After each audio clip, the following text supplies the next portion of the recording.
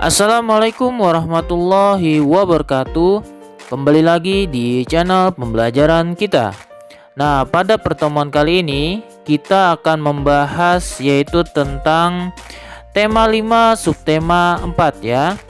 Dimana bahasan yang pertama adalah membaca puisi, yang kedua adalah panjang benda dan jarak tempuh. Marilah kita simak pembahasannya. Nah, sekarang kita masuk ke kegiatan belajar yang pertama ya, yaitu bahasa Indonesia. Tujuan pembelajarannya adalah disajikannya teks puisi pemandangan, sehingga siswa dapat membaca indah puisi anak tentang alam ya, dengan lafal, intonasi, dan ekspresi dengan tepat. Materi pokoknya adalah puisi tentang alam. Pengalamanku di tempat wisata. Nah, ini adalah pembahasan kita yang pertama. Benny sering mengunjungi tempat wisata ya. Benny pergi ketika liburan, juga ketika Benny sedang studi tour. Nah, studi tour ini adalah kegiatan pembelajaran langsung ya, ke lapangan. Jadi tidak di kelas. Tujuannya adalah untuk melihat dan mengamati beberapa tempat wisata seperti di pegunungan, pantai ya, air terjun, danau, museum, candi ya, dan lain-lain. Masih banyak lagi tempat wisata yang bisa dikunjungi. Nah, selanjutnya adalah kita akan membacakan puisi ya. Pemandangan di tempat wisata tadi ya sangatlah indah. Pemandangan tersebut dapat diceritakan ke dalam puisi ya.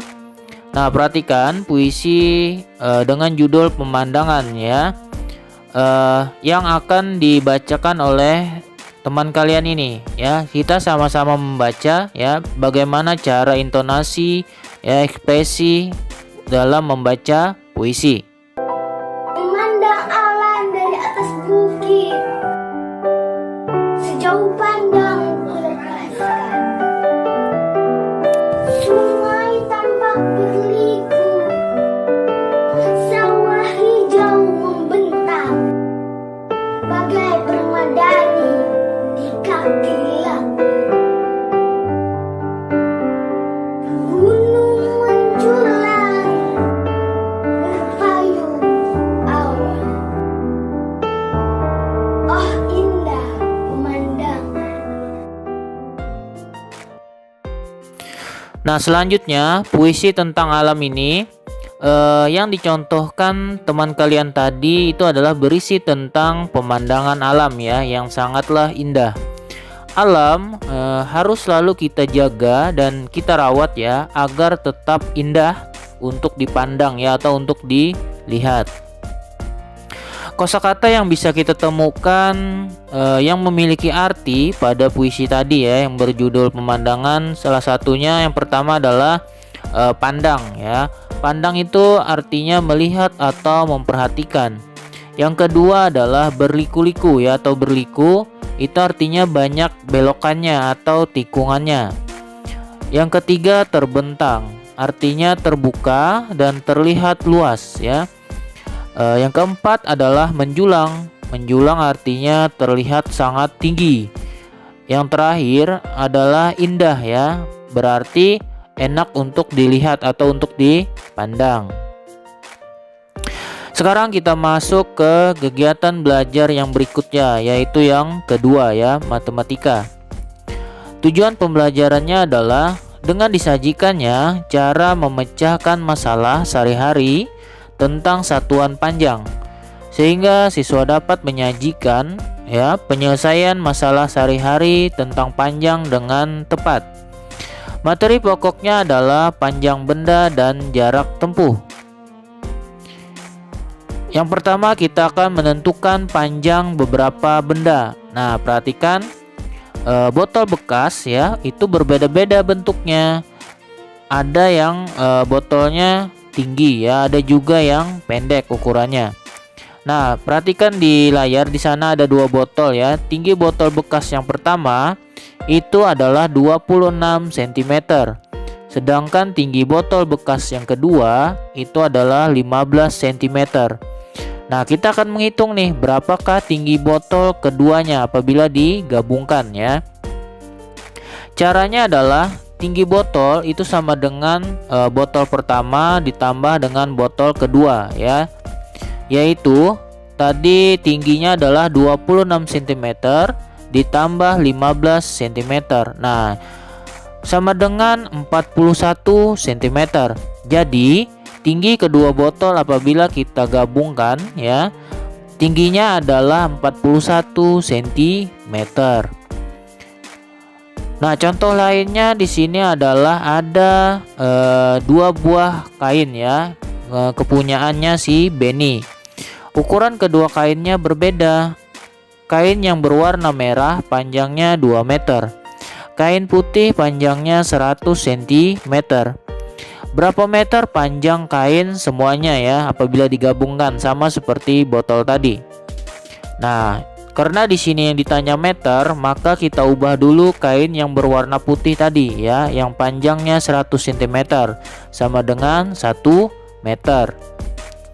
Nah, maka kain merah ditambah kain putih ya. Jadi 2 meter ditambah 1 meter sama dengan 3 meter. Jadi panjang kain semuanya ada 3 meter ya. Kita harus melihat di pertanyaannya. Kalau ditanyanya cm, maka kita ubah ke cm. Kalau pertanyaannya meter, maka hasilnya pun harus meter juga. Berikutnya kita akan menghitung jarak tempuh. Nah, perhatikan. Di sini jarak rumah Benny ke Bundaran Pancasila adalah 12 meter. Jarak Bundaran Pancasila menuju pasar itu 700 cm ya. Berapa meterkah jarak yang ditempuh Benny dari rumah ya ke pasar? Nah, yang ditanya di sini adalah meternya ya. Berarti jarak Bundaran Pancasila menuju pasar kita ubah terlebih dahulu. Nah, ini adalah diketahuinya jarak satu atau rumah ke bundaran tadi ada 12 ya. Dan jarak kedua bundaran ke pasar 700. Ditanyanya adalah jarak yang ditempuhnya. Perhatikan, jarak yang kedua yaitu jarak bundaran ke Pancasila sama dengan 700 cm. Kita ubah ke meter adalah 7 meter ya. Jadi jarak 1 ditambah jarak kedua adalah 12 meter ditambah 7 meter sama dengan 19 meter. Nah, jadi jarak yang ditempuh Benny adalah 19 meter ya, dari rumahnya ke pasar. Nah, selanjutnya kita masuk ke sesi ketiga, yaitu pengayaan pada pertemuan kali ini ya.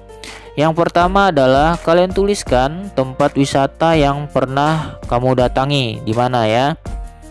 Yang kedua adalah arti kata berliku pada puisi pemandangan adalah apa. Yang ketiga adalah kenapa kita harus menjaga alam dan lingkungannya. Yang keempat, anak komodo panjang badannya 64 cm.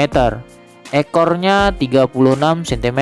Nah, berapa meterkah panjang seluruhnya ya dari badan sampai ke ekornya?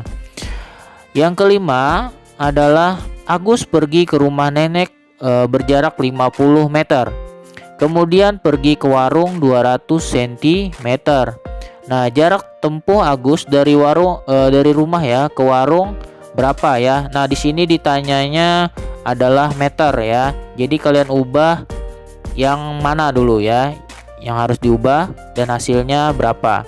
Ingat ya, yang ditanya ini adalah meter. Nah, seperti biasa, tuliskan jawaban kalian di komentar. Demikianlah pembahasan kita pada pertemuan kali ini. Semoga bisa menambah lagi pemahaman kita bersama, yaitu pada tema 5 subtema 4. Dengan bahasan yang pertama tadi adalah membaca puisi, yang kedua adalah panjang benda dan jarak tempuh. Nah, sampai berjumpa lagi pada pertemuan kita yang berikutnya ya.